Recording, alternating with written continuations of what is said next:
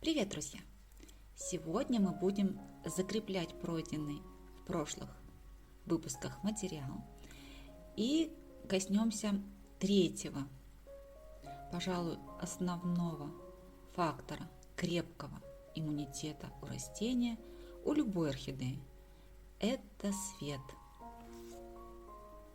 Но прежде чем начать разговор об освещении, о свете солнечном и о досветке, мы пройдемся по нескольким комментариям, которые вы оставили под предыдущим видео. И еще на одном моменте я сразу акцентирую свое внимание. Я об этом говорила в ролике о зигопиталуме, о том, что очень тщательно подхожу к выбору растений в соответствии с той температурой, которая у меня в квартире, и считаю, что каждый должен поступать так же.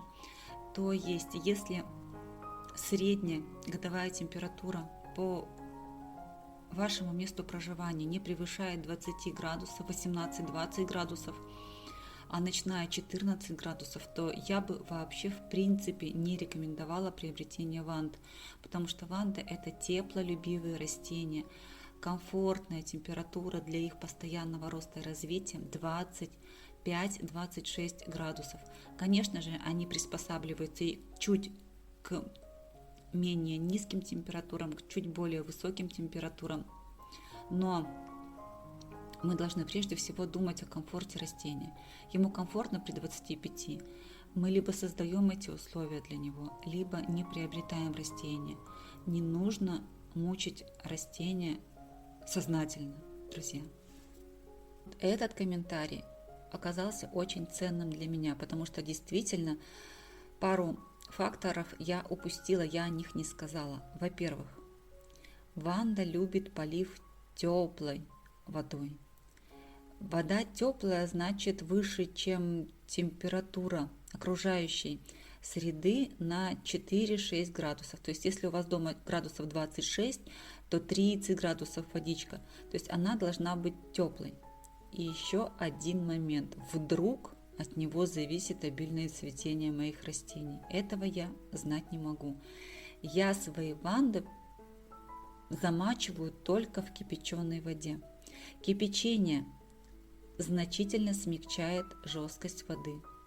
Вот та самая накипь, которая образуется на дне чайника, это и есть те соли, которые выпадают в процессе кипячения. Соответственно, вода становится намного мягче.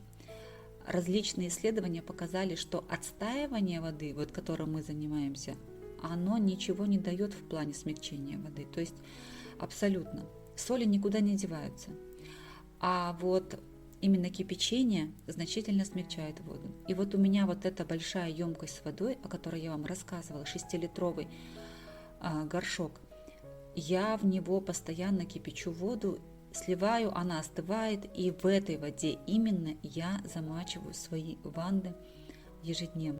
Если вкратце на другие вопросы в этом же комментарии, болезни ванд, у меня ванды не болеют. И поэтому, соответственно, никаких болезней я не знаю. Заболеют, узнаю. Профилактика от них. У меня профилактика от всех болезней – это укрепление иммунитета растения. Чем крепче иммунитет, тем выше его сопротивляемость любым заболеваниям, любым вирусам, соответственно, любым атакам насекомых. То есть, если орхидея здорова, если растение здорово, если у него высокий иммунитет, то ему не страшен серый волк. Как оставлять на длительное время, тоже буду рассказывать. Я не знаю, как это все умещать. И вот, наконец, ура, мы подходим к комментарию Елены, которая поднимает тему сегодняшнего видео. Это освещение, это свет в жизни орхидей и ванд в частности. Подытожим все, что мы уже узнали. Мы принесли орхидею, мы оценили ее здоровье, мы водрузили ее в красивый горшок, корзинку, плетенку, куда угодно, закрепив ее вертикально и определив корневую систему куда-то, где она не будет травмироваться. Затем мы отпоили растение. У него разгладились на листиках все морщинки, сморщенности, отеки расправились, все, листики стали ровные, гладкие, красивые, и растение листовую пластину свою расправило, показав нам, что оно готово функционировать, то есть готово получать воду, свет и, соответственно, перерабатывая в себе, расти. Дальше мы должны адаптировать ее к тем световым условиям, которые есть у вас в квартире. Тут снова возвращаемся к такому моменту, что если у вас дома темно, прям северная, северо-западная сторона, и вы не хотите, у вас растения также в квартире, как у меня, вот в той же комнате, где вы живете, и вы не хотите, например, ставить ослепительно холодный яркий свет в эту комнату, то лучше ванду не заводить. Почему? Потому что ванда все же является крайне светолюбивым растением. Если же вы легко и свободно относитесь к холодному свету со световой температурой 6500 кельвинов, что это такое, я расскажу позже, то смело можно заводить даже на западных и северо-западных окнах. Потому что такая досветка позволяет компенсировать недостаток естественного солнечного света. Не знаю, получится ли нам сегодня поговорить о досветке. Говорим об адаптации к солнцу и к свету. Очень важная тема для любых орхидей. Вот теперь слушаем все, и у кого нет вант, и у кого они есть, что это значит. К чему нас приучила информация в интернете? К тому, что от солнца мы растения притеняем. Как поступаю я? Я свои растения, вы сами видите, и потом пишите мне, как красиво смотрятся растения в лучах солнца, как они на солнце кайфуют и балдеют. Друзья, вы видите где-нибудь притенение? Вы читали, если кто-то читает комментарии, то информация в Википедии о Приморском крае. У нас очень яркое солнце, очень яркие потоки, при этом у меня растения не притенены. Почему? Потому что притенение это плохо. Это растение не получает всего спектра света, который ей нужен, потому что через вот эти, кто чем притеняет, через бумажки, тряпочки, тюльки, салфетки, не попадает, растение не получает все то, что ему нужно. Что вы мне можете возразить? А как же так, растение сгорит? Друзья, если вы после зимы, после полугода ношения одежды выйдете на пляж и пролежите на пляже 2 часа, что с вами будет, с вашей кожей? Вы сгорите. А если вы будете приходить на пляж сначала на 5 минут, потом на 10 минут, потом на 15 минут, потом на полчаса, а потом на час, а потом на 2, то, соответственно, ваша кожа адаптируется к солнечным лучам, вы не сгорите и получите красивый, равномерный шоколадный загар. То же самое с растением. Те растения, которые требуют большое количество солнечного света для цветения, просто обязаны и должны его получать. Вы понимаете, без этого это залог их пышного цветения. Без большого количества прямого солнца они просто не зацветут. Например, котлеи, например, ванды. А как же так, вы скажете? Мы эти растения, светолюбивые растения, мы с вами должны адаптировать к солнечному свету. Для этого с наступлением активного солнца, то есть с наступлением весенних, радостных наших солнечных дней, мы выставляем свои растения без всякого притенения. Сначала на короткий период времени, то есть на 5 минут, потом на 10 минут. Так же, как мы свою кожу приучаем к солнцу, так же мы приучаем к солнцу растения. И потом в дальнейшем ваше растение может пребывать на солнце, на открытом солнце, бесконечное количество времени, без всяческого притенения, получая тем самым такую огромную для себя благость. Вы не представляете, какую.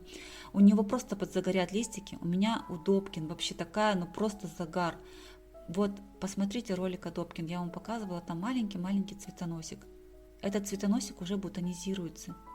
И, о счастье, у нас вылез второй. И снова будет цветение на 2 цветоноса. И снова я вас буду радовать. А почему? А потому что висит на открытом солнце и никакого притенения. А висит она у меня на юго-восточной стороне, где прямое солнце с восхода солнца и до 14 часов в летнее время. Вы представляете, сколько она получает солнца? Ну неудивительно ведь, что после этого она будет пышно и обильно цвести. Конечно, я с вами соглашусь, конечно, проще занавесить все окна тюльками, чтобы растение не обгорело. Но тогда не будем пенять, что оно не цветет пышно. И еще один момент, чтобы растение не обгорало. Если очень палит солнце и жарко, растение, естественно, обгорит. Но если солнце палит и при этом сквознячок или работает вентилятор, то есть создается движение воздуха, шанс растению обгореть значительно уменьшается. То есть если вы приемлете различного рода вентиляторы, кондиционеры и же с ними, то тоже можете вполне все это использовать в своем арсенале. То есть солнце плюс движение воздуха, солнце плюс естественный ветер, солнце плюс приучение к этому солнцу, постепенное, поэтапное, раз за разом, день за днем, и будет счастье вашим растениям. Уяснили? Растение к прямому солнцу нужно приучать постепенно, поэтапно, может быть даже длительно. Вы должны прийти к такому результату, что ваше растение, не обгорая, может стоять на прямом солнце сколь угодно долго. Но даже при всем при этом я все равно использую досветку. Почему? Потому что орхидеи – это растения длинного светового дня. Все орхидеи, а ванды втройне. Растениям не нужна постоянная интенсивная досветка в течение всего этого интервала, то есть весь день.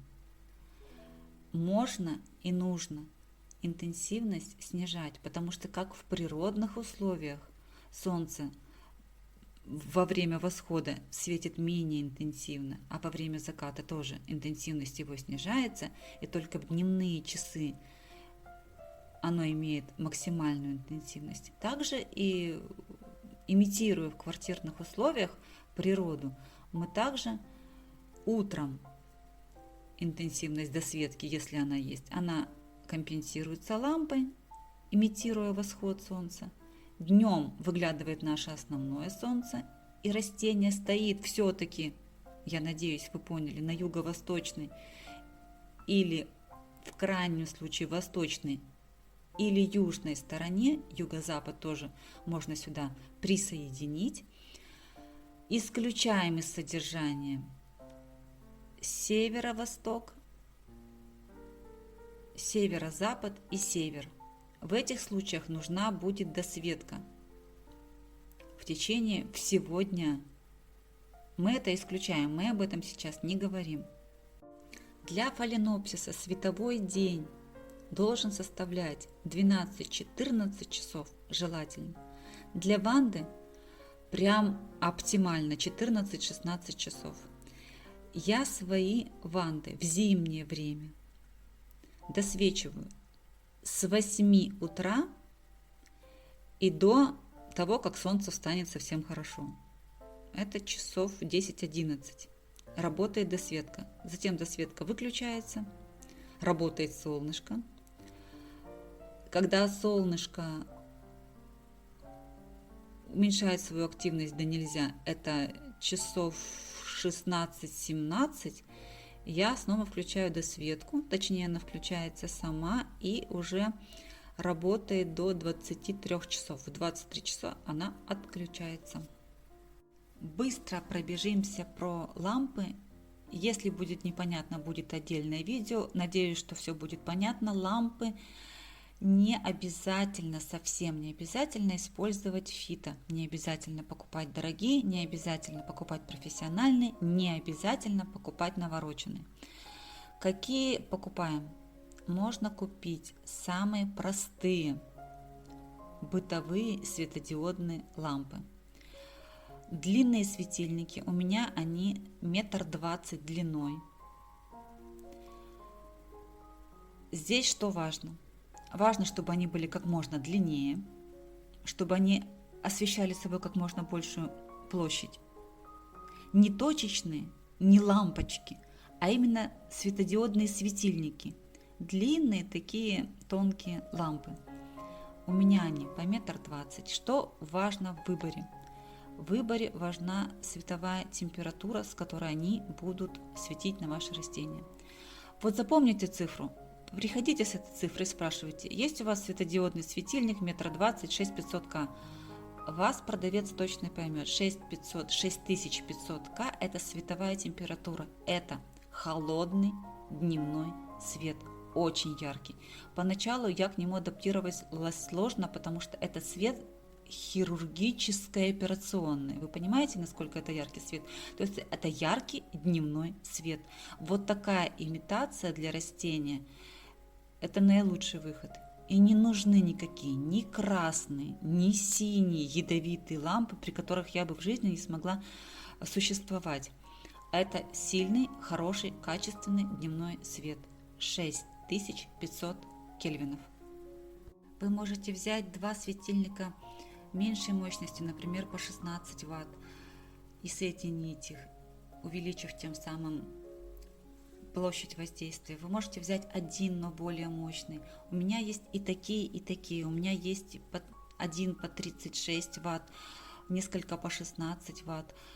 И они полностью себя оправдывают, и ничего другого не надо, никаких фито и никаких вообще других. Прекрасно вы видите мои растения, и вы видите, что вот эта сторона, в которой основная масса растений, это северо-восточная сторона, и на этой стороне при такой досветке, при таких лампах растения растут великолепно круглый год.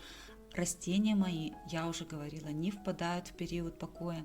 Они растят и листья, и корни круглый год, и при этом цветут. Про отдаленность этой лампы от листовой пластины. Далеко у меня лампы от листьев. Прям не меньше метра, а то и больше. Основным критерием и распознаванием, хватает ли света растения при такой досветке, будет ваш глаз. Если при таком свете вы встанете рядом с той листовой пластиной вашего растения и сможете легко и свободно прочитать какой-то текст в газете, в журнале, то есть если ваш глаз для чтения будет прекрасно воспринимать, ну с учетом, конечно, что у вас стопроцентное зрение нормальное, то значит и растению будет достаточно. То есть проверяем по себе. Вам хорошо читается, вам светло для чтения, значит и растению будет хватать для фотосинтеза этого же света. Все это я вам говорю, исходя из своего опыта. Я показываю, как у меня, я рассказываю вам про сторону света, я показываю, как висит лампа, как далеко она от растения. Все видно, и вы видите результат. Я не знаю, какие у вас условия, как у вас светит солнце в вашем регионе. Тем не менее, я предлагаю вам различные ноу-хау, не знаю, лайфхаки, как проверить, как посмотреть, потому что все эти люксометры, все эти программы, ну, я считаю, что они в наших мобильных телефонах некорректно работают, и использовать их, ну, по меньшей мере, глупо. Я не использую, не смотрю. Поэтому вот так я приспособилась, и я именно этим своим опытом с вами делюсь. Итак, подытожим. Вандам нужно много света, как в принципе и всем растениям. Чем больше солнца, тем лучше. К большому количеству солнца растения нужно приучать. Чем медленнее приучите, тем меньше будет возможных ожогов, тем больше растение будет к солнцу, к свету адаптированным. Приоритетная сторона для растений в случае, если кто-то собирается приобретать новую жилплощадь, это юго-восток и юго-запад. На чистом юге растения, конечно же, будут гореть, или же их придется приучать к этому солнцу еще более длительный срок. Лампами со световой температурой 6500 К, это холодный дневной свет, мы светим в зимнее время с 7 утра до полного восхода солнца, затем светит солнце, затем, когда солнце начинает клониться к закату, мы снова включаем лампы и светим до 11 часов вечера. В летнее время мы светим только вечером, с 19 часов до 23. В любом случае, летом все равно я досвечиваю вечером, потому что я считаю, что вандам, прицепам и всем остальным моим растениям нужен длинный световой день. Мои растения не стоят впритык к лампам. Я не соблюдаю 20, 30, 40 сантиметров от листовой пластины растения. У меня просто светло в том месте, где пребывают растения. Настолько светло, что я легко и свободно могу прочитать любой печатный текст.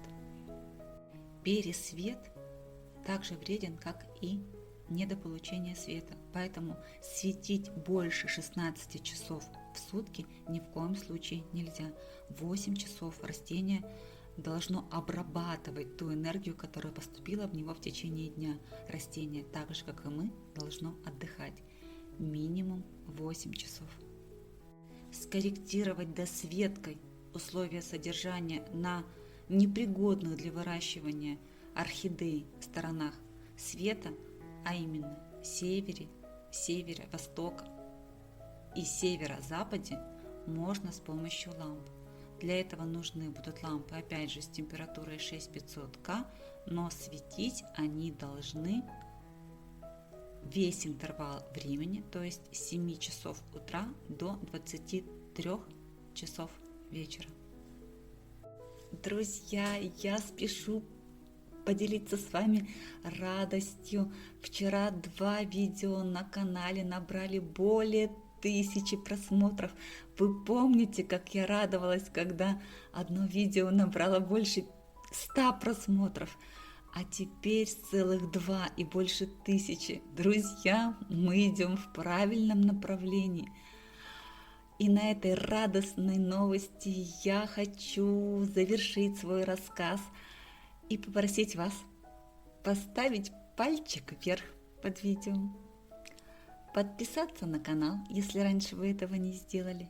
Жмите на колокольчик, чтобы первыми получать уведомления о выходе нового видео. И оставайтесь со мной. Впереди у нас много интересного.